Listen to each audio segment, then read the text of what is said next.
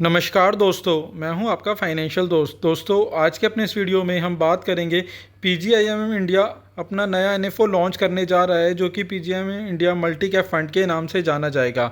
दोस्तों, हमारी कोशिश रहती है कि हम आपको सरल शब्दों में स्कीम की पूरी जानकारी दे सकें। दोस्तों, वीडियो शुरू करने से पहले आपसे छोटी सी रिक्वेस्ट है कि अगर आपने हमारा चैनल अभी तक सब्सक्राइब नहीं किया है तो प्लीज़ इसे सब्सक्राइब करें। तो दोस्तों, आज का अपना वीडियो शुरू करते हैं।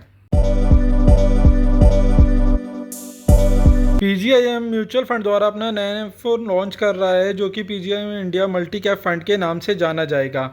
इस एनएफओ के अंदर आप 22 अगस्त से लेकर 5 सितंबर 2024 के बीच में निवेश कर सकते हैं।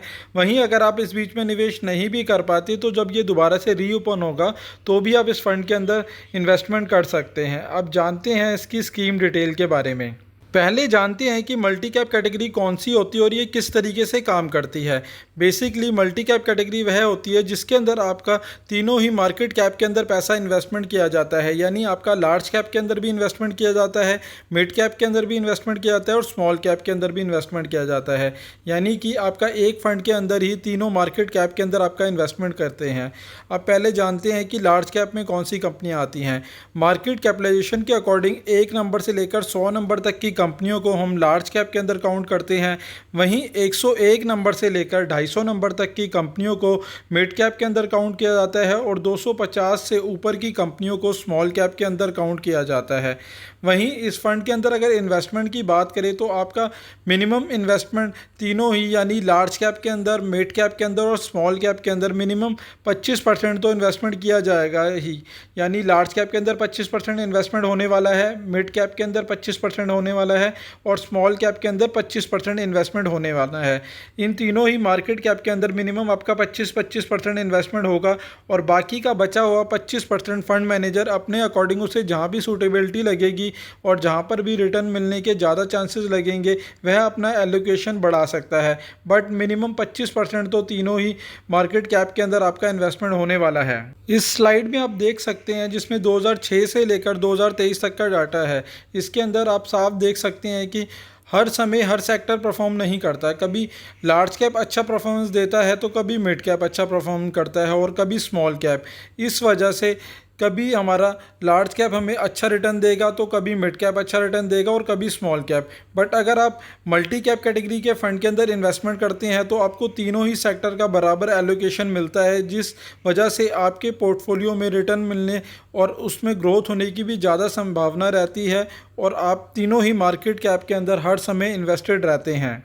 बात करें स्कीम डिटेल की तो यह एक ओपन एंडेड इक्विटी स्कीम है, तो उसके अंदर आप कभी भी इन्वेस्टमेंट कर सकते हैं और कभी भी विड्रॉ कर सकते हैं। वहीं इसके अंदर आप लॉन्ग टर्म कैपिटल अप्रिसिएशन के लिए इन्वेस्टमेंट कर सकते हैं। वहीं इसके अंदर आप रेगुलर और आईडीसीडब्ल्यू में से कोई भी एक ऑप्शन का चुनाव कर सकते हैं। बात करें मिनिमम इन्वेस्टमेंट की तो उसके अंदर लमसम के केस में आप 5,000 रुपये से अपने निवेश की शुरुआत कर सकते हैं और एसआईपी के केस में आप 1,000 रुपये से निवेश की शुरुआत कर सकते हैं। बात करें इस फंड पे लगने वाले एग्जिट लोड की तो इसके ऊपर यदि आप 90 दिन से पहले विड्रॉ करते हैं तो उसके ऊपर ½ % का एग्जिट लोड लगेगा और यदि 90 दिन के बाद करेंगे तो उस पर किसी प्रकार का कोई एग्जिट लोड नहीं है। वहीं बात करें फंड मैनेजर की तो यह फंड 4 फंड मैनेजर के द्वारा मैनेज होने वाला है। पहले हैं मिस्टर विवेक शर्मा, दूसरे हैं मिस्टर आनंदा, तीसरे हैं मिस्टर उत्सव मेहता और चौथे हैं मिस्टर पुनीत पाल के द्वारा ये फंड मैनेज होने वाला है। वहीं बात करें इस फंड के बेंचमार्क की तो इस फंड का benchmark Nifty 500 multi cap 50 25 25 total return index का रहने वाला है। क्योंकि यह एक इक्विटी कैटेगरी का फंड है तो उसके ऊपर टैक्सेशन भी इक्विटी वाला ही रहने वाला है। यदि आप जो भी अमाउंट आपको प्रॉफिट होता है और उसे अगर आप 1 साल से पहले बेचते हैं तो उसके ऊपर short term capital gain tax देना होगा जो कि 20% रहने वाला है। वहीं अगर आप इसे 1 साल के बाद बेचते हैं तो उसके ऊपर आपको 12.5% का long term capital gain tax देना होगा। बट वो भी आपको तभी देना होगा यदि आपका प्रॉफिट 1,25,000 से ऊपर होता है और अगर 1,25,000 से कम होता है तो आपको किसी प्रकार का कोई टैक्स नहीं देना होगा। दोस्तों, आशा करता हूं मेरे द्वारा दी गई जानकारी आपके लिए उपयोगी सिद्ध होगी और यदि आप इस फंड के अंदर इन्वेस्टमेंट की सोच रहे हैं तो इन्वेस्टमेंट से पहले एक बार अपना रिस्क प्रोफाइल और अपने फाइनेंशियल एडवाइज़र से सलाह लेने के बाद ही इन्वेस्टमेंट का कोई भी डिसीजन ले। दोस्तों, आशा करता हूं मेरे द्वारा दी गई जानकारी आपके लिए उपयोगी सिद्ध होगी। धन्यवाद दोस्तों।